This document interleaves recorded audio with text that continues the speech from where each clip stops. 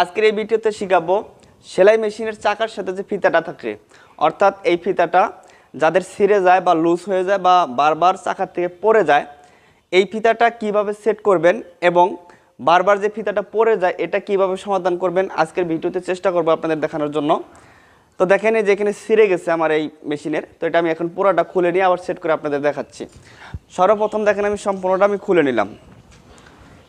এখন দেখেন সেট কিভাবে করবেন, ভালোভাবে মনে রাখবেন। প্রথমে এই যে চাকার যে ফিতাটা, এটা কিন্তু রাবারের তৈরি। এটা কিন্তু কোম্পানি যখন মেশিনটা কিনছি তখন কিন্তু মেশিনের সাথে ছিল, অথবা আপনারা যারা মেশিন কিনবেন সেলাই মেশিনের মেকারের দোকানে কিন্তু এই ধরনের ফিতা পাবেন আপনারা। আচ্ছা, এই ফিতাটা নেওয়ার পর চাকার এখানে একটা ঘাট আছে, এই ঘাটের মধ্যে ঠিক এইভাবে প্রথমে রাখতে হবে। রাখার পর যে কাজটি করতে হবে, দেখেন এই পাশে একটা টেবিলের ছিদ্র আছে, এই ছিদ্র দিয়ে প্রথমে দিয়ে দিবেন।